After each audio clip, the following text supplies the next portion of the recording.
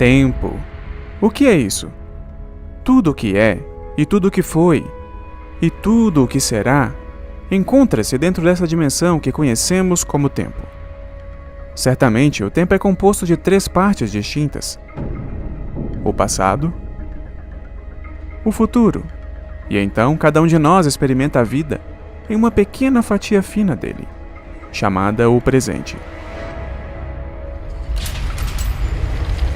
Um momento que está sempre se movendo aparentemente entre 2 eternidades, dos confins do passado distante ao horizonte de um futuro misterioso e sem fim. Até onde sabemos, a humanidade está limitada a se mover apenas para frente no tempo, nunca para trás. Mas e se fosse possível para uma pessoa escapar dos laços do tempo, parar em suas trilhas e talvez até se mover à vontade dentro dessa dimensão? O que você faria? Aonde você iria? Você viajaria para o passado distante para ver a construção das pirâmides? Talvez testemunhar em primeira mão o nascimento de Jesus?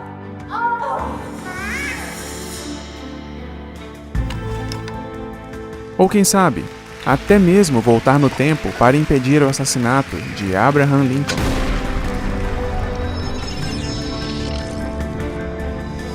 E então, por outro lado, o que você faria se pudesse se transportar para o futuro? Avançar a qualquer momento no tempo e descobrir antecipadamente o resultado de cada decisão que você pode tomar. Sair da dimensão do tempo e do espaço e dar uma boa olhada ao redor. Quem não gostaria de fazer isso? O que você faria com esse tipo de poder? Seria isso apenas uma fantasia maluca? Bem, talvez não completamente. No início do século XX, Albert Einstein apresentou ao mundo a teoria da relatividade especial. Quando mais tarde ela foi testada e constatou-se que era verdadeira, ela revolucionou a nossa compreensão do tempo e do espaço. Einstein descobriu que o tempo pode realmente ser desacelerado ou acelerado, dependendo de quão rápido você se move em relação a outra coisa. Por exemplo, um astronauta dentro de uma nave espacial voando para longe da Terra, próximo da velocidade da luz, envelheceria mais lentamente do que um irmão gêmeo que permanecesse aqui na Terra.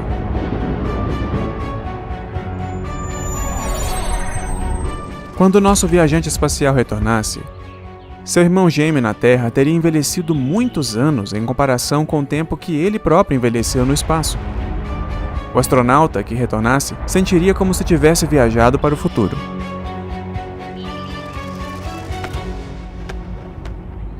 Mas e se houvesse um ser poderoso que não estivesse preso às restrições do tempo? Um ser com poder absoluto sobre o tempo e o espaço? E alguém que conhece o futuro ainda melhor do que você conhece o seu próprio passado? Impossível? Bem, e se eu pudesse provar isso? Eu posso, com este livro, a Bíblia. Nestas páginas existem mais de 2.000 previsões distintas e verificáveis. E se eu te dissesse que mais de 1.800 dessas profecias já se cumpriram? Você estaria interessado em saber mais? Agora, quero ser claro sobre uma coisa. A Bíblia não é um almanaque revelando quem vai ganhar a próxima Copa do Mundo, ou uma maneira de encontrar os números da sorte da loteria, mas ela responde às perguntas realmente importantes sobre o nosso futuro, e sobre o seu futuro. E embora você já saiba que a Bíblia é um livro repleto de profecias, você está ciente de quão precisas essas previsões acabaram sendo? Bem, coloque o cinto de segurança, amigo. Você está prestes a descobrir. Ele destitui reis e estabelece reis, pois o seu domínio é um domínio eterno. Reinos no tempo.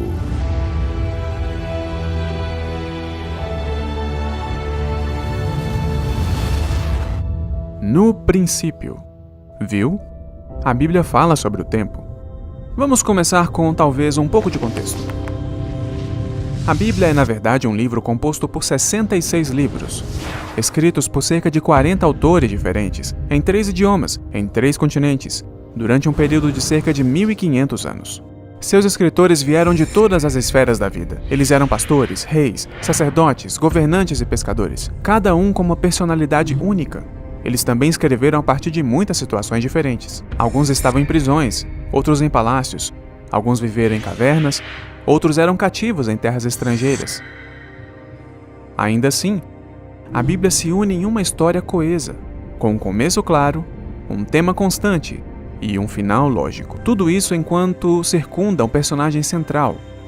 Talvez seja por isso que a Bíblia é o livro mais vendido de todos os tempos, com mais de 5 bilhões de cópias vendidas e distribuídas. Com isso, vamos dar uma olhada em nossa primeira profecia.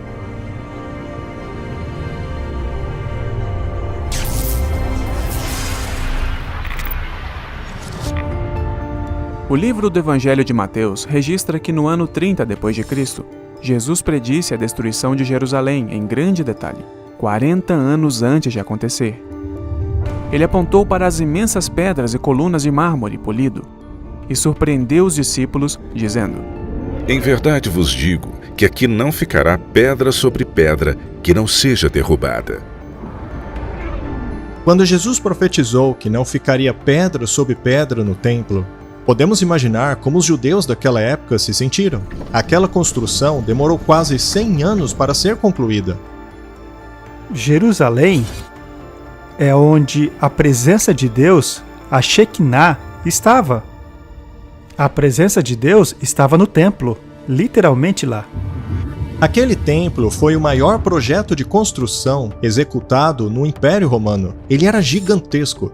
Por exemplo, a área do Coliseu era de aproximadamente 6 acres, mas o monte do templo em Jerusalém era de 36 acres, ou seja, 6 vezes o tamanho do Coliseu. Os discípulos ficaram surpresos com essa previsão, porque o templo era a joia da coroa da nação. Foi construído com toneladas de pedras maciças e preciosas. Uma das pedras do alicerce, que você ainda pode ver hoje, tem 12,5 metros de comprimento por 4,5 metros de profundidade e pesa mais de 500 toneladas. Isso é mais do que 100 elefantes. Mas a profecia de Jesus se cumpriu. Segundo o renomado historiador Joséfo, durante a conquista de Jerusalém, quando os soldados romanos incendiaram o templo, o calor extremo derreteu o ouro abundante que adornava o local de culto.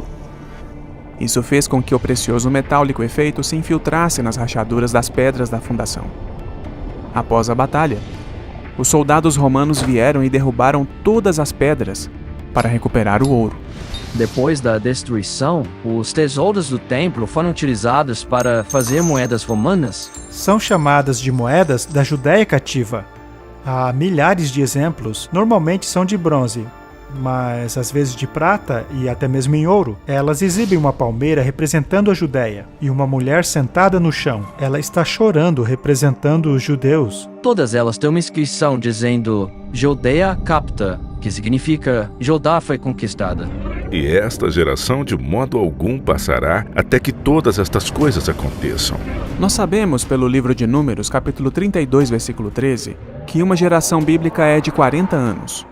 Jesus fez essa previsão no ano 30. Exatamente 40 anos depois, no ano 70, o templo foi destruído pelas forças romanas. Surpreendentemente, há outra profecia bíblica relativa à luta judaica com Roma, que na verdade antecede a época de Jesus. O Senhor trará uma nação distante contra você, uma nação dos confins da terra que atacará como uma águia, uma nação cuja língua você não entende, uma nação de aparência dura, sem respeito pelo idoso ou dó pelo jovem. Ela sitiará todas as cidades da sua terra, até mesmo as altas fortificações em que vocês confiam cairão.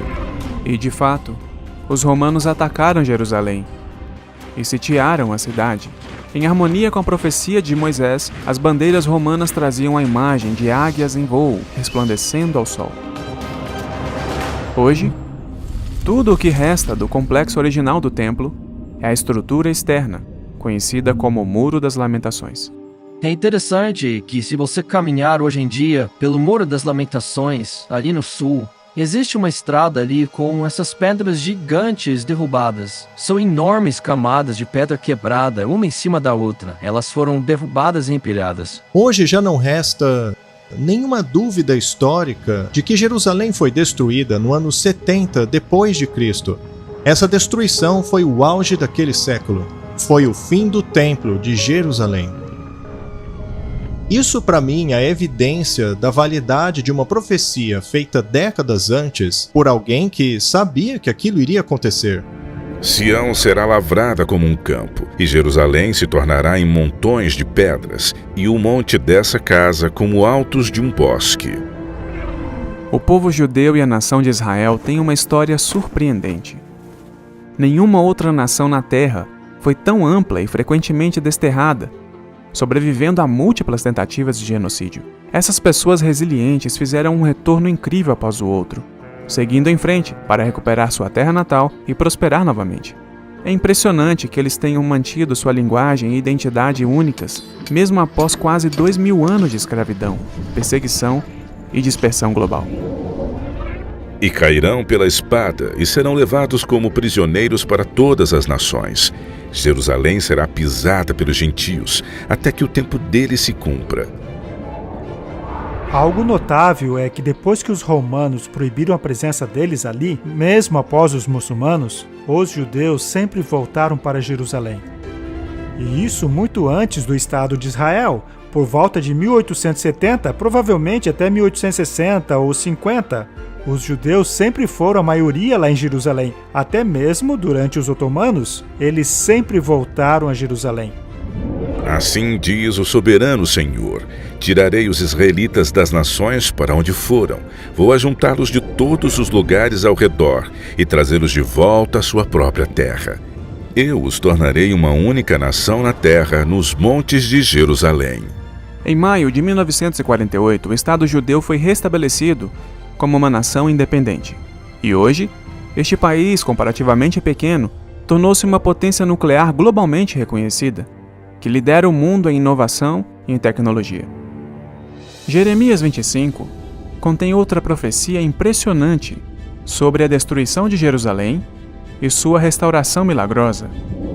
E toda essa terra será uma desolação, um espanto. Essas nações servirão ao rei de Babilônia por 70 anos. 600 anos antes do tempo de Cristo, foi predito que, devido à desobediência da nação, Jerusalém seria conquistada, o templo judaico destruído, e o povo seria levado cativo para a Babilônia por 70 anos.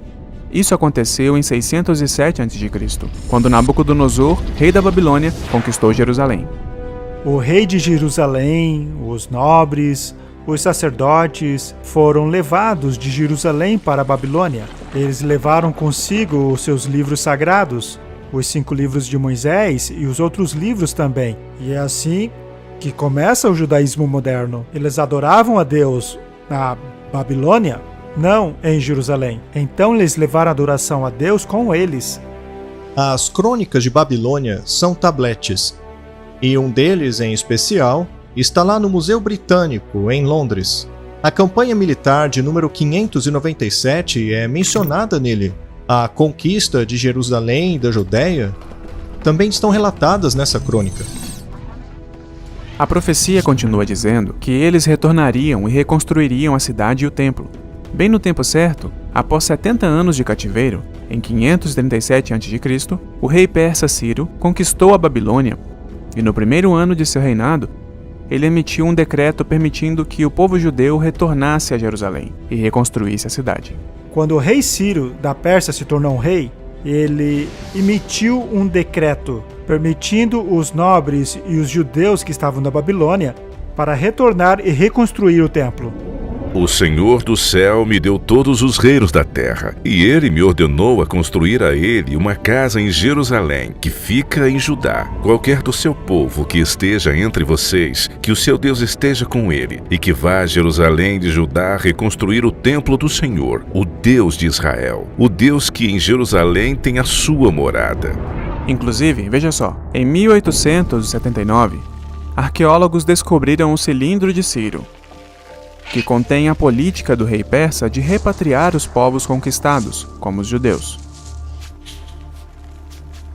O cilindro de Ciro é uma das descobertas mais fantásticas feitas em Babilônia.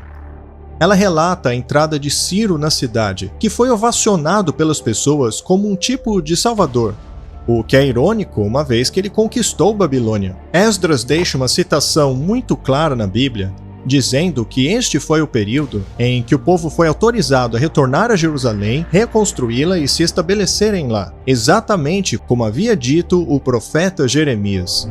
Amigos, estamos prestes a mergulhar na mais magnífica e inquestionável profecia bíblica, que prova a validade da inspiração da Bíblia. Em 10 versículos surpreendentes, contendo apenas 321 palavras, essa profecia descreve a ascensão e queda de impérios, desde o tempo da antiga Babilônia até a segunda vinda de Cristo. Certa noite, cerca de 2.500 anos atrás, o poderoso rei babilônico Nabucodonosor adormeceu enquanto contemplava a vasta glória de seu reino. À medida que este grande arquiteto de um dos impérios mais poderosos do mundo caía em um sono inquieto, ele se perguntava o que o futuro reservava para o seu reino. Deus aproveitou esta oportunidade para revelar a ele, através de um sonho vívido, não apenas o destino final da sua nação, mas também a ascensão e a queda de impérios mundiais desde os seus dias até o fim da história da Terra. Neste incrível sonho profético encontrado em Daniel capítulo 2, Deus mostrou a Nabucodonosor uma estátua colossal, com cabeça de ouro, peito de prata, coxas e barriga de bronze, pernas de ferro e pés que eram uma mistura de barro e ferro. Então, de repente, uma enorme pedra foi lançada do céu e esmagou o ídolo, transformando-o em pó.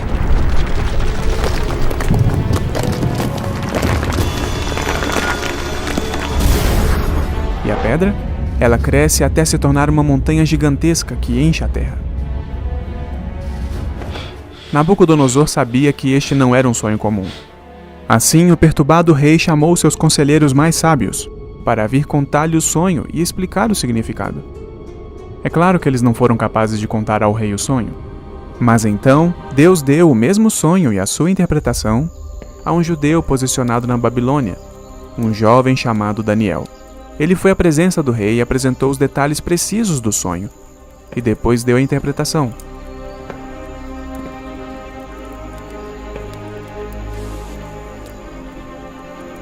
Ao fazer isso, o profeta bíblico divulgou os próximos 2 milênios de impérios mundiais que impactariam o povo de Deus. E até agora, tudo isso aconteceu exatamente como predito. Daniel disse ao rei que a cabeça de ouro representava o reino de Nabucodonosor, que governou o mundo de 612 a 539 a.C. Era um dos impérios mais ricos e poderosos da antiguidade. Um império que poderia ser apropriadamente descrito como a cabeça de ouro. Babilônia era provavelmente uma das cidades mais opulentas e sofisticadas até aquele ponto da história. Nabucodonosor foi o rei de reinado mais longo na história da Babilônia, e ele realmente construiu aquela cidade pensando em exibi-la para o mundo. A maior parte das cidades do mundo antigo eram, na verdade, vilas muradas. Até mesmo Jerusalém, na época do rei Davi, era muito pequena. Mas Babilônia era uma cidade até mesmo para os padrões modernos. A cidade de Nínive, capital dos assírios, era uma cidade de 7,5 km². Roma tinha 2,5 km², enquanto Atenas, que é a capital da filosofia, tinha 2 km². Mas a cidade de Babilônia tinha 10 km², o que é 4 vezes o tamanho de Roma. E naquela cidade havia uma arquitetura simplesmente fantástica. A cidade era circundada por 8 portões. Cada uma levava o nome de uma famosa divindade, como por exemplo Ishtar, que hoje está no Museu da Cidade de Berlim. O rio Eufrates passava em meio à cidade. Os muros que circundavam Babilônia eram muros duplos.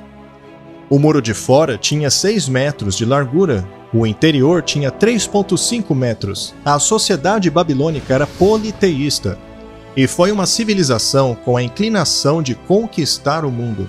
Nabucodonosor era a força por trás desta ambição. Daniel explica ao rei que a Babilônia acabaria caindo como potência mundial e seria substituída por outro reino, representado pelo peito e pelos braços de prata. Liderado pelo rei Ciro em 539 a.C., o Império Medo-Persa conquistou a Babilônia em uma brilhante manobra militar. Em uma noite, a imensa cidade foi conquistada com seus muros e portões ainda intactos. Ainda mais incrível é o fato de todos os pormenores dessa vitória terem sido preditos em profecia mais de 150 anos antes. Heródoto nos conta como aconteceu. Ele diz que após o cavalo de Ciro morrer afogado, ele ficou furioso com o rio e decidiu tirá-lo do lugar. Ele então ordenou aos seus soldados cavarem 540 canais para desviar o rio de seu curso natural. E ao realizar isso, ele, na verdade, fez algo que o ajudaria a conquistar a cidade de Babilônia. Ao desviarem o curso do rio, eles conseguiram marchar por baixo dos muros da cidade, já que os portões do rio haviam sido deixados abertos. Eles entraram na cidade derrubando a nação mais poderosa do mundo. E eles conseguiram. O exército marchou para dentro da cidade, abrir os portões superiores e conquistar Babilônia. Isso era impensável naquela época, mas foi isso que a profecia disse que aconteceria, e foi o que aconteceu. Assim diz o Senhor ao seu ungido, a Ciro, a quem tomo pela mão direita para abater as nações diante de sua face e descingir os lombos dos reis, para abrir diante dele as portas, e as portas não se fecharão, para que saibas que eu sou o Senhor, o Deus de Israel, que te chama pelo teu nome. 150 anos antes, Ciro havia sido mencionado pelo nome. Nós acreditamos que o profeta Isaías, olhando para o futuro por inspiração divina, chamou pelo nome a pessoa que conquistaria a Babilônia de acordo com a profecia. Em Isaías, capítulo 44, há uma impressionante profecia que diz que os rios seriam secados. Eu secarei os seus rios, diz o Senhor, e o ungido do Senhor, Ciro, o seu pastor, seria aquele que faria isso. Portanto, esse texto datado 150 anos antes do ocorrido mostra que Isaías preveu a maneira pela qual Ciro viria a conquistar Babilônia. Isso é realmente algo fantástico na Bíblia. Quem diz de Ciro, ele é meu pastor e realizará toda a minha vontade, dizendo a Jerusalém, você será edificada, e quanto ao templo, seu fundamento será lançado. Os persas adoram um Deus. Eles são monoteístas. Eles têm isso em comum com os judeus e pode muito bem haver uma centelha de simpatia ali. A conquista da Babilônia por parte de Ciro deu início ao Império Medo-Persa, que durou de 539 a.C. até 331 a.C. Com a chegada da Medo-Pérsia, houve uma grande mudança. Eles migraram do ouro para a prata, que acabou tornando-se o metal da moeda corrente. A Babilônia não precisava utilizar a prata porque eles tinham muito ouro. Mas a prata tornou-se a moeda corrente no Império Medo-Persa para fazer comércio com as outras nações. Ela acabou sendo quase que conhecida como o Império de Prata. Após este surgirá um terceiro reino de bronze e dominará sobre toda a terra. Todos os estudiosos da Bíblia concordam que o reino de bronze na imagem simboliza a Grécia. Os gregos chegaram ao poder quando Alexandre o Grande conquistou os persas na Batalha de Arbela, em 331 a.C. Alexandre o Grande normalmente é descrito como grego, o que no fundo é verdade. Ele foi educado por Aristóteles. Era um jovem governante muito carismático. O seu pai, Filipe II da Macedônia, havia sido morto. Quando Alexandre o Grande assumiu o poder, ele começou imediatamente a querer realizar o sonho de seu pai, que era conquistar o Império Persa. Alexandre o Grande tornou-se rei quando tinha apenas 18 anos, mas ele era um prodígio militar, até mesmo para os padrões de hoje. Ele era um gênio militar com relação a conquistas. Quando eles chegavam a uma cidade, esta lhe perguntava por que nos deveríamos render a você. E diz uma história que uma dessas cidades ficava à beira de um precipício, e Alexandre o Grande ordenou aos seus soldados que começassem a marchar precipício abaixo. E, surpreendentemente, os soldados obedeceram àquela ordem. Alexandre então disse, se os meus homens me obedecem com essa ordem, é impossível eu não conquistar a sua cidade. E diz a história que aquela cidade se rendeu a Alexandre. Ele conseguiu, em um curto período de tempo, aquilo que muitas pessoas demoraram a vida inteira para conseguir. Em uma série de campanhas, após ser coroado o rei do Egito, ele prosseguiu marchando para o Oriente e começou a fazer frente ao rei persa Dario III. Alexandre não perseguiu Dario, que acabou fugindo para o leste. Ao invés disso, Alexandre acabou rumando para o sul, porque ele queria ocupar as terras costeiras primeiro. Ele queria conquistar a Palestina. E foi aí que ele chegou a Tiro. Eles destruirão os muros de Tiro e derrubarão as suas torres. Eu também rasparei o pó dela e a tornarei como o topo de uma rocha. Se tornará o lugar de espalhar as redes no meio do mar, pois assim eu falei, diz o Senhor Deus. Por mais de um milênio, a partir de 1500 a.C., os fenícios foram a maior potência naval do mundo antigo. Eles criaram e controlaram um vasto conjunto de portos comerciais em todo o mar Mediterrâneo. E de fato os fenícios são tão conhecidos como especialistas que são trazidos para os portos do Mar Vermelho. A Bíblia descreve como Salomão conseguiu que marinheiros do rei de Tiro conduzissem suas frotas pelo Mar Vermelho. Em 597 a.C., o profeta Ezequiel predisse que todas as construções da cidade de Tiro seriam derrubadas por um exército invasor. Na verdade, todas as pedras seriam lançadas ao mar. Tiro era uma impressionante cidade da época. Era um dos maiores centros comerciais daquele período. E aqui estava esta profecia dizendo que a cidade cairia. Parecia que nem mesmo Alexandre o Grande conseguiria fazê-la cair. Ele a sitiou por 7 meses. E então elaborou um plano. Alexandre então disse: tudo bem, eles querem ficar lá no mar, então eu vou levar a terra até eles.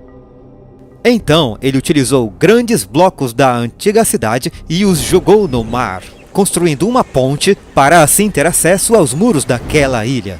E foi assim que ele conseguiu levar o seu exército até eles. Tiro foi atacada e terrivelmente destruída. Esse foi o cumprimento exato da profecia, pois esta dizia que as pedras seriam arremessadas no mar, e o lugar se tornaria o local aonde redes de pesca seriam lançadas. E foi isso que aconteceu. Tenha em mente que a ideia sobre os gregos virem a governar o mundo era uma previsão muito ousada. Lembre-se de que, na época em que a profecia de Daniel foi dada, a Grécia era apenas uma coleção de tribos guerreiras, com muito pouca influência mundial.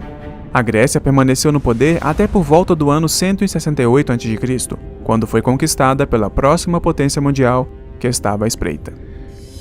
E o quarto reino será forte como o ferro, pois como o ferro esmiuça e quebra tudo, como o ferro que quebra todas as coisas, assim ele esmiuçará e fará em pedaços todos os outros. Quem veio depois da Grécia? É um fato irrefutável da história, que a monarquia de ferro de Roma os conquistou e desfrutou da supremacia pelos próximos 600 anos. Quando o ferro foi introduzido, um resultado muito importante nas guerras foi o barateamento das armas. Por exemplo, o preço para se fazer uma ponta de flecha, ou a ponta de uma lança, ou um capacete, era muito mais barato que o bronze. A maior razão para isso é que o bronze contém estânio, e o estânio só podia ser obtido em 2 lugares no mundo antigo, que era no Afeganistão e em Cornwall, na Inglaterra. E comercializar isso realmente era muito caro. Então, a Era do Ferro barateou muito o preço da guerra, o que resultou em exércitos maiores. Roma era cruel, violenta e estava determinada a conquistar tudo. Ela era como o ferro quebrando e esmiuçando a todos. Quando o Império Romano começou a desmoronar, em 476 d.C., ele não foi dominado por outro poder unificado. Em vez disso, várias tribos bárbaras conquistaram Roma e dividiram a nação, exatamente como Daniel havia profetizado. Roma perdeu seu poder por uma série de razões. Houve as invasões bárbaras pelo norte, e Roma também havia se endividado bastante. O Império Romano literalmente se dissolveu. Ele tinha tantos problemas internos que acabou desintegrando. Pelo menos 10 tribos vieram e invadiram porções do Império Romano. Isso forçou o imperador Constantino a eventualmente evacuar Roma e mover-se para o leste, a fim de criar um novo centro para o seu império chamado Constantinopla. 10 dessas tribos originais evoluíram para as nações da Europa moderna. Elas eram conhecidas como os ostrogodos, os visigodos, os francos, os vândalos, os alamanos, os suevos, os anglo-saxões, os érulos, os lombardos e os burgúndios. 7 delas agora ainda existem na Europa atual. Por exemplo, os anglo-saxões se tornaram os ingleses, Os francos se tornaram os franceses, os alamanos se tornaram os alemães e os lombardos se tornaram os italianos. Como viste, os pés e os dedos eram em parte de barro e em parte de ferro. Eles não se misturarão um ao outro, assim como o ferro não se mistura com o barro. Através de casamentos, alianças e tratados, muitas potências tentaram em vão reunificar o continente europeu. Ao longo da história, líderes como Carlos Magno, Napoleão, Kaiser Wilhelm, Mussolini e Hitler lutaram para recriar a glória do antigo Império Romano. Mas assombrados pelas palavras da profecia de Daniel que diziam: "Mas não se ligarão um ao outro", todos eles falharam miseravelmente. Como você poderia esperar, muitos céticos uma vez argumentaram que as profecias da estátua em Daniel eram tão precisas que teriam de haver sido escritas após os eventos, mas a chocante descoberta de um menino pastor em 1946 mudou tudo.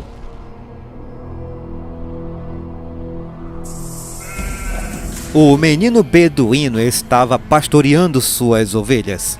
Ele e seus amigos estavam arremessando algumas pedras como fazem os garotos. Ele viu uma abertura na rocha. Ele então pegou uma pedra e arremessou dentro daquele buraco. Quando ela entrou lá dentro, ele ouviu um barulho de cerâmica quebrando. Um barulho bastante peculiar.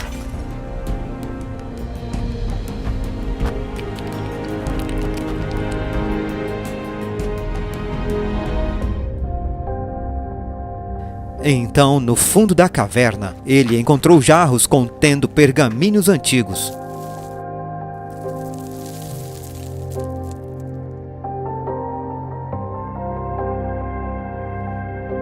Ele então levou alguns pergaminhos para mostrá-los à sua família. Ela, por sua vez, levou até um antiquário em Belém. E dali foi para Jerusalém. Finalmente, alguém reconheceu o que era aquilo, e formou-se uma expedição até as cavernas de Qumran. Eles acharam milhares de manuscritos diferentes. Havia pergaminhos completos, como o famoso pergaminho de Isaías. Os pergaminhos foram datados entre o ano 250 a.C. até o ano 70 d.C. Todos os 66 capítulos do livro de Isaías foram preservados. Ele é virtualmente o mesmo livro de Isaías que temos na Bíblia hoje. Não há diferenças teológicas, nem diferenças históricas drásticas. Um arqueólogo examinou os pergaminhos do Mar Morto e os comparou à Bíblia que nós temos hoje. A conclusão a que ele chegou é que os livros do Antigo Testamento são certamente antigos e precisos, como dizemos que são. A descoberta dos manuscritos do Mar Morto e outros achados fornecem evidência irrefutável de que a profecia de Daniel foi escrita bem antes dos eventos que ele predisse. Muitas vezes na Bíblia, Deus predisse a ascensão e queda de reinos específicos, de modo que, quando isso se cumprisse, nós saberíamos que ele detém o futuro. Por exemplo, a cidade-estado da Babilônia, o povo dela e a maior parte do mundo acreditavam que a cidade era indestrutível. No entanto, Deus previu. Babilônia, a glória dos reinos, a beleza do orgulho dos caldeus. Será como quando Deus derrubou Sodoma e Gomorra. Ela nunca será habitada e nem será estabelecida de geração a geração. Como nós já aprendemos, a Babilônia caiu do poder pelas mãos de Ciro, o rei persa. Mas ela se ergueu novamente? Quando Saddam Hussein chegou ao poder no Iraque, ele sonhava em reconstruir e repovoar a antiga cidade da Babilônia. Ele queria fazer isso para frustrar a profecia bíblica e desacreditar a nação de Israel. Ele afirmou que os grandes palácios da Babilônia e seus lendários jardins suspensos, uma das 7 maravilhas do mundo antigo, surgiriam do deserto. Mas a história recente mostra como seus planos evaporaram durante a Primeira Guerra do Golfo, no Iraque. E a Babilônia permanece sem ser edificada até hoje. Apenas há um punhado de turistas que estão vendo as ruínas.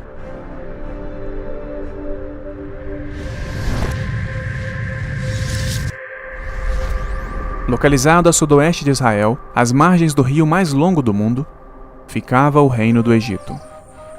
Com suas grandes pirâmides, templos colossais e a agricultura que acontecia o ano todo, parecia que o Egito iria perdurar como uma superpotência ao longo da história. No entanto, durante o auge do poder do Egito, a Bíblia predisse corajosamente que o reino nunca mais ocuparia uma posição de comando entre as nações do mundo.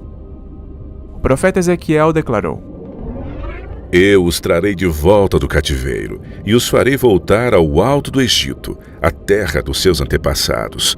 Ali será um reino humilde, será o mais humilde dos reinos, e nunca mais se exaltará sobre as outras nações. Eu o farei tão fraco que nunca mais dominará sobre as nações.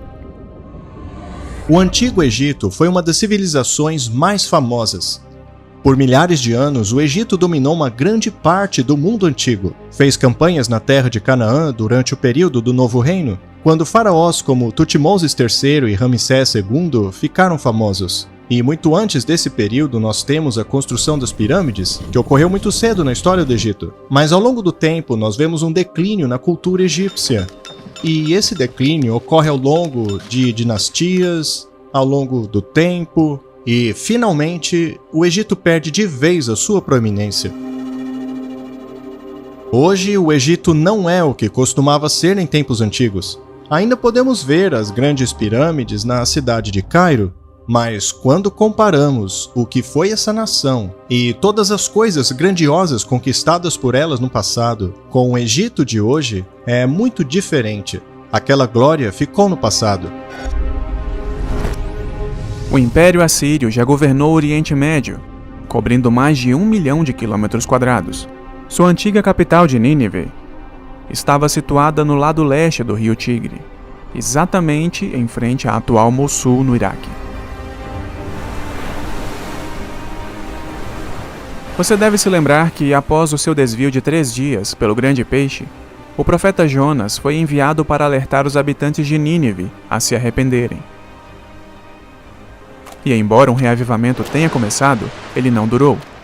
E Nínive caiu em um estado de violência e imoralidade que atormentaria os seus vizinhos judeus. Como um sinal do juízo de Deus, em 615 a.C., o profeta Naum previu em grande detalhe a futura destruição de Nínive. Embora estejam entrelaçados como espinhos e encharcados de bebida como bêbados, serão consumidos como a palha mais seca. Isso aconteceu 3 anos depois, em 612 a.C., pelas mãos dos babilônios. Aqui estão apenas alguns destaques da profecia de Naum. Nínive é devastada, em parte por fortes chuvas e inundações. Os comandantes do exército fugiriam, o que de fato aconteceu. O fogo destruiria a cidade, e o mais notável, a cidade nunca mais se ergueria. Nínive, como cidade, nunca foi reconstruída. O grande zigurate de Nínive e seu grande palácio nunca foram reconstruídos. Apenas para manter essas previsões em perspectiva, os profetas bíblicos predisseram que as principais cidades como Babilônia, Tiro e Nínive seriam destruídas e nunca seriam reconstruídas, e elas de fato não foram. No entanto, Jerusalém foi destruída e reconstruída 27 vezes, e ainda perdura até hoje. Vez após vez, a história ratificou a Bíblia. Além disso, praticamente todos esses nomes de reis, generais e líderes bíblicos foram confirmados e aceitos pela arqueologia moderna. Mas o verdadeiro foco central de toda a profecia bíblica é uma pessoa. Jesus é o tema principal das Escrituras. A Bíblia é a história dele. Ela começa e termina com Cristo. Portanto, não devemos nos surpreender ao encontrar profecias sobre a vinda do Messias em todo o Antigo Testamento. Este é um bom momento para fazer um panorama.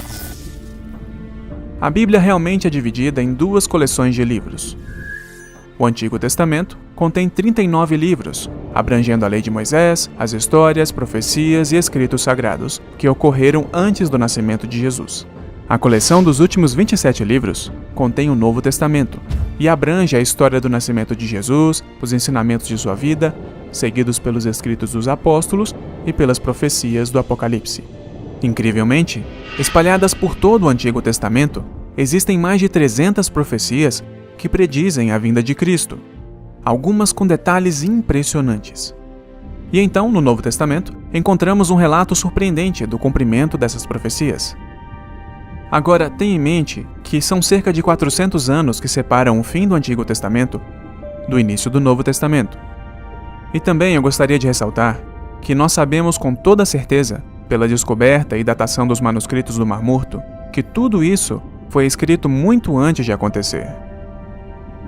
Vamos agora tomar um momento e considerar algumas dessas incríveis profecias. Todos os anos, mais de 1 bilhão de cristãos celebram o nascimento de Cristo. Embora, de acordo com as Escrituras, seja improvável que Jesus tenha realmente nascido em 25 de dezembro, é muito claro que seu nascimento foi predito e esperado. Mas tu, Belém Efrata, embora pequena entre os clãs de Judá, de ti virá para mim aquele que será o governante sobre Israel. Suas origens estão num passado distante, em tempos antigos. Agora, de modo surpreendente, para que essa profecia se cumprisse, Deus teria que transferir José de sua cidade natal em Nazaré e transportá-lo com Maria 112 quilômetros ao sul para Belém, a cidade natal da família de José. A história mostra que esse censo ocorreu por volta do ano 4 a.C. Depois de Jesus ter nascido em Belém da Judéia, nos dias do rei Herodes, eis que homens sábios vieram do Oriente a caminho de Jerusalém, dizendo: Onde está aquele que é nascido rei dos judeus? Pois nós vimos a sua estrela no Oriente e viemos para adorá-lo. A Bíblia não apenas predisse especificamente onde Jesus nasceria, mas também indica quando ele começaria seu ministério. Desta vez, a profecia vem do livro de Daniel. Sabe e entende, desde a saída da ordem para restaurar e para edificar a Jerusalém até ao Messias, haverá 7 semanas e 62 semanas. Primeiro, observe que, ao calcular uma profecia hebraica, um dia, na verdade, simboliza um ano. Este princípio pode ser encontrado em Ezequiel 4:6. Isso significa que as primeiras 7 semanas e as 62 semanas, ou um total de 69 semanas, seriam realmente entendidas como descrevendo 483 anos. Isso nos leva exatamente a 27 depois de Cristo. Este foi o ano em que Jesus foi batizado, aos 30 anos de idade, e começou o seu ministério. Incrivelmente, essa profecia foi dada enquanto os judeus estavam em cativeiro na Babilônia, mais de 500 anos antes do nascimento de Cristo. Um cumprimento maravilhoso que nunca poderia ter acontecido por acaso. Muitos intérpretes concluíram que o princípio dia-ano é válido e preciso. Isso fica claro na profecia das 70 semanas. A profecia diz que haveria 69 semanas proféticas, que seriam 483 anos até a vinda do Messias. Lucas capítulo 3 fala a respeito da vinda de João Batista, e lá diz no 15º ano do reinado de Tibério César. Tibério começou seu próprio reinado quando Augusto César morreu no dia 14 depois de Cristo. Ao chegarmos na data em que João Batista começou seu ministério e quando Jesus veio e foi batizado logo depois, constatamos que esse foi o ano 27. A profecia referia-se à vinda do Messias. E a palavra Messias em hebraico significa ungido. Por acaso ocorreu alguma unção de Jesus no ano 27? Claro que sim. Em Atos 10, verso 38, vemos que Jesus foi ungido pelo Espírito Santo. O profeta Isaías do Antigo Testamento predisse 700 anos antes de acontecer que Jesus nasceria de uma virgem. Portanto, o próprio Senhor lhe dará um sinal. Eis que uma virgem dará à luz a um filho, e ela lhe dará o nome de Emanuel.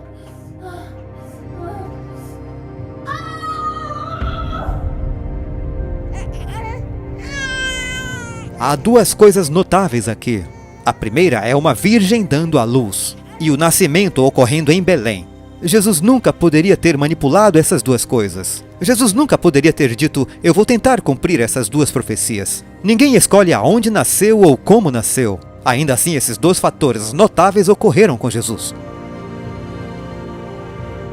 Uma profecia do Antigo Testamento predisse que o nascimento do Messias estaria associado a um evento de genocídio.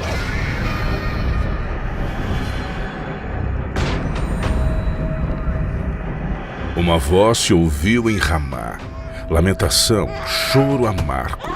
Raquel chora seus filhos. Não quer ser consolada quanto a seus filhos, porque já não existem. Por causa dessa tentativa violenta de tirar a vida do menino Jesus, seus pais foram forçados a fugir para o Egito por segurança. Ao se levantar à noite, ele tomou seu pequeno filho e a sua mãe e partiu para o Egito, e permaneceu lá até a morte de Herodes, para que assim fosse cumprido aquilo que foi dito pelo Senhor através do profeta, dizendo: para fora do Egito eu chamei o meu filho. E foi assim com a nação judaica. Eles haviam ido para o Egito e depois foram chamados para fora dele. E Jesus também foi para o exílio no Egito e depois chamado para fora desse exílio. Sem dúvida, algumas das profecias mais surpreendentes a respeito de Cristo são as encontradas no livro de Isaías, que destacam precisamente os detalhes de seu ministério. Essas profecias apontam para o que Jesus realizou. Ele trouxe esperança, ele trouxe cura, luz para os gentios. Ele foi alguém capaz de restaurar a vista ao cego. Ele era capaz de dar liberdade ao cativo. Ele menciona uma passagem de Isaías 35 a respeito da cura do cego e do aleijado. Ele diz: observe. Ele então prossegue e continua o que estava fazendo, ou seja, curando o cego e o aleijado. Ele estava desfazendo as maldições resultantes da quebra da aliança. Ele estava trazendo restauração para que pudessem experimentar a graça de Deus mais uma vez. Jesus revelou grande poder durante seu ministério, curando os enfermos, acalmando as tempestades, até ressuscitando os mortos. Mesmo assim, os escritores da Bíblia previram e documentaram que, apesar de seu incrível poder e autoridade, ele ainda seria um servo manso e humilde, um digno exemplo a seguir.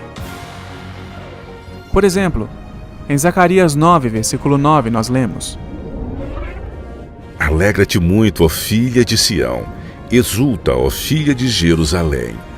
Eis que teu rei virá a ti, justo e salvo, pobre e montado sobre um jumento, e sobre um jumentinho, filho de jumenta. 500 anos antes da chegada de Jesus, Zacarias havia profetizado. Ele disse que um rei viria montado em um jumento, e aquilo tornou-se uma tradição. Quando ele entrou em Jerusalém, com a multidão gritando Hosana e colocando suas capas diante dele, com as folhas de palmeira, o povo entendeu que ele estava se colocando como rei. Pensaram que ele estabeleceria um reino aqui na terra. Mas Jesus não era esse tipo de rei. Jesus veio montado em um jumento para declarar que era rei antes de ser crucificado. Esse evento impressionante foi testemunhado por milhares de pessoas apenas alguns dias antes da crucificação de Jesus. E, no entanto, poderia ter sido facilmente contestado, mas o escritor que testemunhou os eventos o registra como um fato histórico. Nada é mais convincente do que as profecias sobre a traição, o julgamento, a crucificação e a ressurreição de Jesus. Por uma coisa, o Antigo Testamento predisse que o Messias seria traído por um amigo, depois de compartilhar o pão com ele.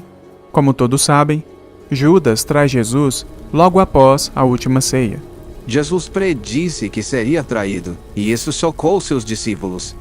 Alguém de dentro do círculo deles tornou-se um traidor. Isso foi decepcionante. Existe uma boa razão pela qual os pais não põem nome de Judas em seus filhos. Até o meu próprio amigo íntimo, em quem eu tanto confiava, que comia do meu pão, levantou contra mim o seu calcanhar.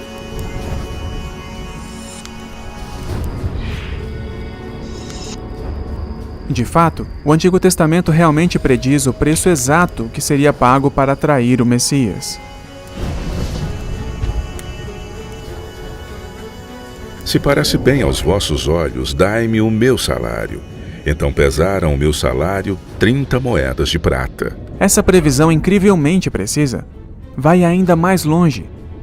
O profeta Zacarias predisse como o dinheiro de sangue dado para trair Jesus seria usado. Então o Senhor me disse: lance isso ao oleiro, o ótimo preço pelo qual me avaliaram. Por isso tomei as 30 moedas de prata e as atirei no templo do Senhor para o oleiro. Quando Judas percebe que Jesus não tentaria se libertar, o remorso tomou conta dele. Ele ficou chocado com o que havia feito. Ele percebeu que havia traído o seu mestre. Então ele volta aos sacerdotes com o dinheiro e diz: eu traí sangue inocente. E eles responderam: e o que nós temos com isso? Então ele arremessou as peças de prata no templo e partiu para enforcar-se. Mas o chefe dos sacerdotes tomou as peças de prata e disse que não era de acordo com a lei colocar aquelas peças no tesouro, pois tinha o preço de sangue. Após se consultarem, eles compraram o campo do oleiro, a fim de enterrar estrangeiros nele. Ali está Jesus, diante de Pilatos. Ele se recusa a se defender. Ele foi oprimido e afligido, mas não abriu a sua boca. Como um cordeiro foi levado ao matadouro. O autor do universo foi injustiçado, atormentado e ainda assim guardou silêncio. E este comportamento chocou Pilatos. Ele nunca havia visto algo assim em sua vida. Fica muito claro que Jesus aceitou a cruz voluntariamente. Jesus viu a sua morte, e os escritores do Evangelho viram a morte dele como cumprimento da salvação. 1000 anos antes da crucificação ser praticada, o rei Davi predisse como o Messias seria executado. Pois cães me cercaram, a congregação dos perversos me rodeia. Eles perfuraram as minhas mãos e os meus pés, dividiram as minhas roupas entre eles e jogam sortes com as minhas vestes. Jesus estava ali na cruz, com um grupo em volta dele que o insultava, com as mesmas palavras encontradas lá em Salmo 22. As roupas dele foram divididas. A intensidade da dor é inimaginável. A cruz foi projetada para causar sofrimento. Aquilo era tortura até a morte. Era a maneira mais eficiente de acabar com o movimento. Portanto, é notável que aquele não foi o fim do movimento iniciado por Jesus, mas foi o começo. A boa notícia sobre Jesus, certamente, é que a sepultura não pôde segurá-lo. Conforme registrado em todos os 4 evangelhos, por um período de 40 dias após sua morte, centenas de testemunhas são documentadas como tendo visto, tocado e ouvido o homem que havia sido crucificado e sepultado. Quando as mulheres voltaram dizendo que haviam visto Jesus, eles não acreditaram. As mulheres insistiram com eles, mas eles não acreditaram. Até que Jesus aparece e diz: veja, toque nas feridas da minha mão. Ninguém na história alega ter ressuscitado dos mortos. Nós sabemos o quão extraordinário isso é, pois quando os primeiros cristãos começaram a divulgar essa ideia, todos acharam absurdo. Por que então iriam os discípulos adotar uma ideia tão absurda dessas? Uma ideia tão impopular, se não fosse verdadeira? Tu não abandonarás a minha alma no Sheol, nem permitirás que o teu santo sofra decomposição. Incrivelmente, até mesmo o historiador judeu Flávio Joséfo faz referência à ressurreição de Jesus e à influência que isso teve sobre o povo, em seu famoso diário de história judaica. Neste tempo viveu Jesus, um homem sábio, se é que podemos chamá-lo de homem, pois ele realizava feitos surpreendentes, foi mestre daqueles que receberam com júbilo a verdade, e arrastou muitos judeus e gregos. Ele era o Cristo, e por denúncia dos príncipes da nossa nação, Pilatos condenou-o ao suplício da cruz. Mas os seus fiéis não renunciaram ao amor por ele, porque ao 3º dia ele lhes apareceu ressuscitado, como anunciaram os divinos profetas, juntamente com 1000 outros prodígios a seu respeito. Tem sido uma jornada extraordinária ver como tantas das previsões da Bíblia se materializaram perfeitamente. Desde a ascensão e queda das nações até o ministério do Messias, descobrimos evidências incontestáveis de que a Bíblia vem das mãos de alguém que não está limitado pelo tempo ou espaço. Que a Bíblia é uma comunicação sobrenatural de Deus para o homem. Mas por que isso é tão importante? Como isso se aplica a nós hoje? A Bíblia tem algo a dizer sobre a era caótica em que vivemos hoje? O livro de Daniel faz uma previsão profundamente significativa para o povo de nosso tempo, disse o profeta a respeito dos últimos dias. Daniel encerre as palavras e cele o livro até o tempo do fim. Muitos correrão para lá e para cá, e o conhecimento aumentará. Não é preciso ser um intelectual para ver que isso se tornou realidade de maneiras que nem mesmo Daniel poderia ter imaginado. Apenas em algumas décadas, o conhecimento explodiu exponencialmente, além de nossa compreensão. na medicina, agricultura, transporte, eletrônica digital. Basta imaginar como seria explicar ao profeta Daniel o que significa fazer uma busca no Google. E sobre correr de uma parte para outra? Depois de mais de 6.000 anos de viagens a cavalo, as pessoas agora podem voar ao redor do globo em velocidades supersônicas. Nossa profecia final considerará uma previsão feita pelo próprio Jesus. Cerca de uma semana antes da sua crucificação, Jesus predisse: E este evangelho do reino será pregado a todo o mundo, como testemunho a todas as nações, e então virá o fim. Você consegue imaginar o sorriso cínico das pessoas dos dias de Jesus após ouvirem essa audaciosa profecia? Quem Jesus pensava que era? Aqui estava este pobre carpinteiro, sem instrução formal, nascido em um estábulo, nunca nem escreveu um livro, sem conexões políticas, prevendo que seus ensinamentos iriam dar a volta ao mundo. Mas o que é ainda mais extraordinário é a segunda metade dessa profecia.